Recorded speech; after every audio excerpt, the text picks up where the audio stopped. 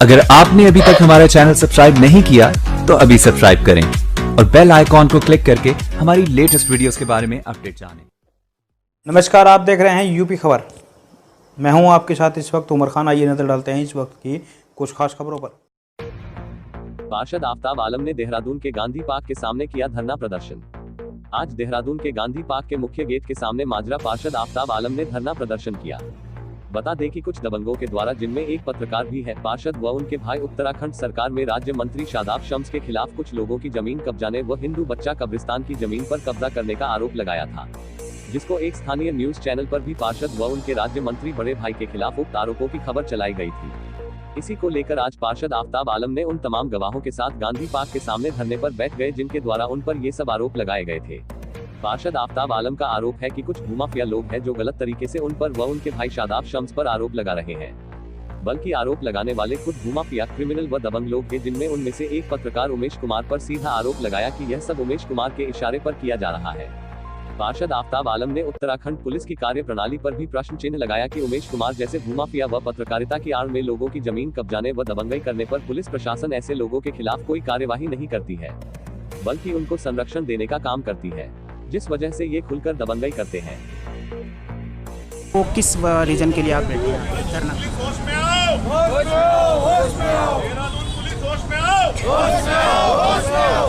देखिए, आज का जो मामला है ये उमेश बब्बर को लेकर है और हमारे यहाँ देहरादून में और उत्तराखंड में बढ़ते अपराधों को और उनके संरक्षण को लेकर है। उमेश जय कुमार वो व्यक्ति है जो मेरी तरह किसी भी छोटे राजनीतिक आदमी को, जैसे मैं एक पार्षद हूँ, चाहे कोई एमएलए हो या हम सब राजनीतिक व्यक्ति हैं, हमारे ऊपर अपनी जो पेड मीडिया है, जो उसके कुछ चुनिंदा लोग हैं, उनके द्वारा हमले करवाना, चाहे वो जानलेवा हमला हो, चाहे वो मीडिया के द्वारा संयोजित हमला हो, इस प्रकार के हमले वो करवाते हैं इमेज ख़राब करने के लिए। या तो आदमी सच का साथ छोड़ दे, जैसे कि आप जो लोग तो वो देख ही रहे हैं, जो मेरे खिलाफ आरोप लगाए, मैं उन सबको लेके आया हूँ। इस तरह के वो आरोप लगाते हैं ताकि आदमी पीछे हट जाए और उनके खिलाफ बोलने वाला कोई व्यक्ति ही ना रहे। जो भी व्यक्ति उनके खिलाफ बोलता है, या तो उसे जेल में डलवा देते हैं या मरवा देते हैं, या उसके खिलाफ इतने सारे स्टिंग कर देते हैं कि वो मजबूरन घर बैठना पड़े। मैं आज ये सबके सामने एक ऐलान करता हूँ कि ना मैं डरूंगा, ना मैं पीछे हटूंगा। जब तक मेरी आखिरी सांस है तब तक मैं लड़ता रहूँगा उमेश जय कुमार के खिलाफ और उसके पूरे गैंग, चाहे वो समीर हो, चाहे वो दीप मैठानी हो, जितने भी इस तरह के पेड मीडिया हैं और जितने भी भूमाफिया हैं, मैं उनके खिलाफ लड़ता रहूँगा। वो अपना संरक्षण देना चालू रखे, मेरी लड़ाई चालू रहेगी, चाहे मुझे आमरण अनशन पे बैठना पड़े, चाहे मुझे अनिश्चितकालीन धरने पर बैठना पड़े, चाहे मेरी जान ही क्यों ना चली जाए, मैं पीछे बिल्कुल नहीं हटूँगा। अच्छा, तो भाई आपके साथ साथ ये बड़े भाई राज्य मंत्री शादाब शम्स जी के ऊपर भी उन्होंने काफ़ी आरोप लगाए हैं और इस तरह के ज़मीन कब्जाने के ऊपर भी हैं, कब्रिस्तान के ऊपर भी लगाया कि कब्रिस्तान में आपने दबंगई के दफनाने नहीं दिया गया। तो ये क्या? देखिए, उसका कहना तो ये है, वो मेरे पिता के भी निकालेगा, मेरे दादा के भी निकालेगा, मेरी पुश्तों के निकालेगा।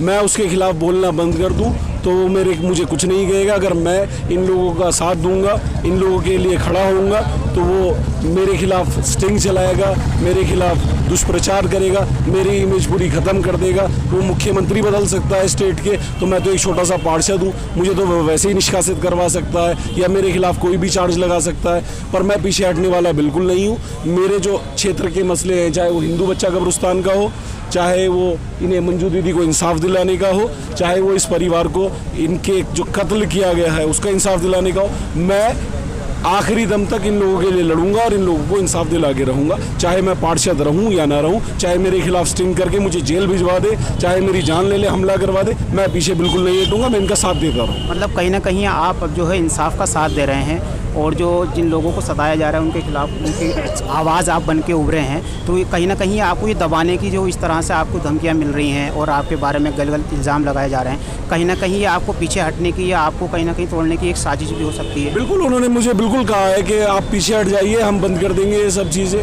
और अगर आप पीछे नहीं हटते तो हम इस तरह के और मामले जो हैं हम आपके क्षेत्र से निकाल के लेके आएंगे और आपको परेशान इतना कर देंगे कि आप जान देने के लिए मजबूर हो जाएंगे और आपको मरवा भी सकते हैं हम। और हम बहुत अमीर व्यक्ति भी हैं, मेरा चार्टर्ड प्लेन है, मेरी बहुत सबसे महंगी वैन है इस देश की, और मैं हज़ारों करोड़ रुपए का मालिक हूँ। बड़े लोगों के साथ उठना बैठना है। अखिलेश यादव, पता नहीं किन किन के फ़ोटोज़ ने भेजे मुझे उमेश जयकुमार ने, और ये क्या उमेश बब्बर नाम है इसका। तो उसका कहना ये है कि मैं पीछे हट जाऊं तो सब कुछ ठीक है, अगर मैं पीछे नहीं हटूंगा तो वो मेरे खिलाफ कुछ भी करवा सकता है। मैं उस कुछ भी के लिए बिल्कुल तैयार हूं। सब आपकी मीडिया के माध्यम से भी कह रहा हूं, मैं हर तरह के कुछ भी, चाहे वो मेरी जान ले ले, मेरे परिवार को मरवा दे या कुछ भी मेरे खिलाफ करे, मैं उस चीज़ के लिए बिल्कुल तैयार हूँ। मैं इंसाफ की लड़ाई आखिरी सांस तक लड़ूंगा, बिल्कुल। अच्छा, आप जो है आपने बैनर लिया हुआ है देहरादून पुलिस होश में आओ, तो इसमें पुलिस का क्या आपने रोल देखा? देखिए, मैं 3 तारीख को मैंने एक मुकदमे की फ़ाइल तैयार की थी। 3 तारीख को मैंने मुकदमे की फ़ाइल दी थी। मैडम पिछले कई महीनों से लगातार चक्कर काट रही हैं, सहारनपुर में रहती हैं, आना जाना कर रही है। इन्होंने अपने मुकदमे की फ़ाइल दे रखी है। ऐसा क्या, एक व्यक्ति की हत्या हो जाती है, एक व्यक्ति का प्लॉट कब्जा हो जाता है और पुलिस को सहलता ही नहीं है। आदमी SIT के चक्कर, इधर के चक्कर, उधर के चक्कर, सच को सच के प्रमाण करने के लिए इतने चक्कर काटने पड़ रहे हैं कि आदमी आत्महत्या कर ले।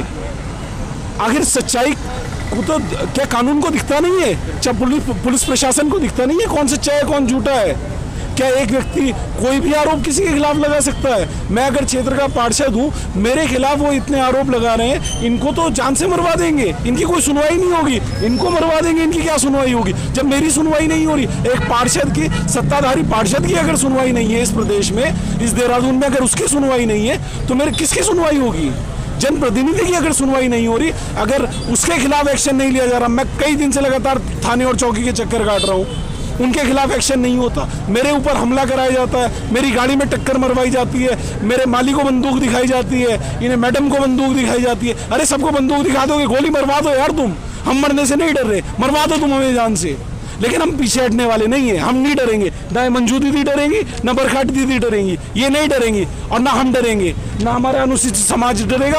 हमें हिंदू बच्चा कब्रिस्तान भी चाहिए, हमें मंजू दीदी का प्लॉट भी चाहिए, हमें इनके लिए इंसाफ भी चाहिए। इनकी माताजी का देहांत हुआ, देहांत नहीं, हत्या हुई, हत्या, ब्लड प्रेशर, वो हार्ट अटैक हुआ उन्हें, वो न्यूज़ देखी उन्होंने, उसके बाद उन्हें हार्ट अटैक आया। इनको भूमाफिया घोषित कर दिया उन्होंने कि आपने फर्जी ज़मीन बेची। फर्जी केस किसी के भी खिलाफ डाल दोगे, हक कानून सुनवाई कुछ है ही नहीं, ना जज ना अदालत, तो कोई भी आरोप लगा दे किसी पे।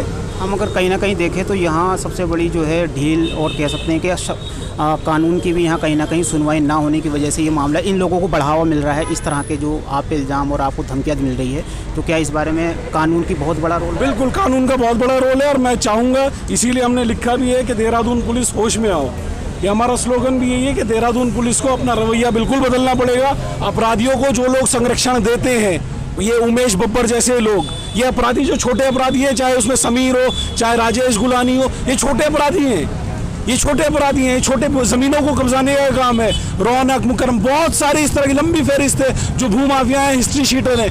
उन लोगों को जो संरक्षण देता है, ये तो मोहरे हैं, असल में वो जो खेल है वो इनका बड़ा भूमाफिया, वो उमेश बब्बर खेल रहा है। ऐसे जो लोगों को संरक्षण देते हैं, जिनकी पैठ होती है मंत्रियों से और बड़े नेताओं से और अन्य स्टेट के मुख्यमंत्रियों से, ये इनको जेल जाने ही नहीं देते, बाहर से ही रोक लेते हैं। अगर इनके खिलाफ केस भी होते हैं, धाराएं हटवा देते हैं। कहीं ना कहीं हम कह सकते हैं कि उमेश जी हैं, जो उनके ऊपर जो मामला है, तो कहीं ना कहीं शासन उनके दबाव में भी एक तरह से काम।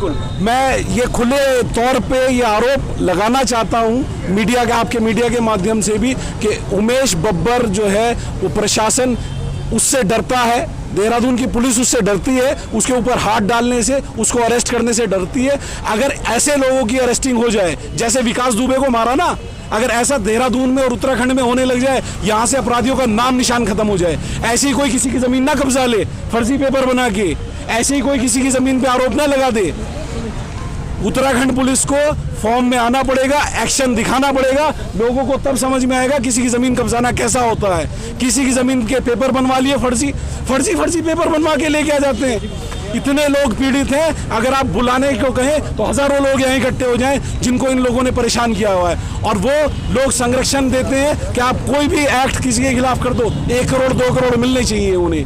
वो सब मैनेज कर लेते हैं। ऊपर चेन लेवल पे सब कुछ मैनेज है। मेरी लड़ाई उस चेन के खिलाफ है, उस नेक्सस के खिलाफ जो उमेश बब्बर चलाता है। तो अब जो ये धरना प्रदर्शन है जो आप लगा रहे हैं, तो अब इससे आपकी क्या मांग है साहब? मेरी मांग ये है कि उमेश बब्बर को गिरफ्तार किया जाए और उसके साथ जितनी उसकी चेन है, जितने भूमाफिया हैं, इनके सबके ऊपर गैंगस्टर लगाई जाए और उन्हें इन सबको उत्तराखंड प्रदेश से सबको जितने क्रिमिनल हैं ये इन सबको उत्तराखंड प्रदेश से बाहर किया जाए। ये लोग बैंक रॉबर्स हैं, ये लोग हिस्ट्री शीटर हैं।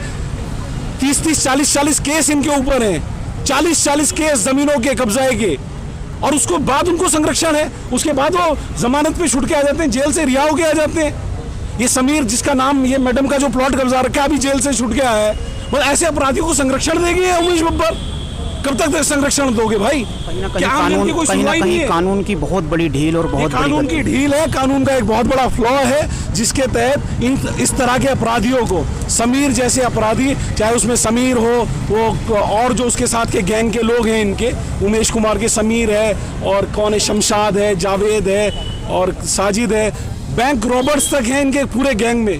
पूरा माफिया चल रहा है इनका। एक पैरेलल गवर्नमेंट चला रहे हैं। मैं कहूंगा एक पैरेलल गवर्नमेंट हमारे उत्तराखंड में चल रही है पूरे भूमाफियाओं की, और माननीय मुख्यमंत्री जी से अनुरोध है कि इसके खिलाफ सख्त एक्शन ले। बहुत शुक्रिया।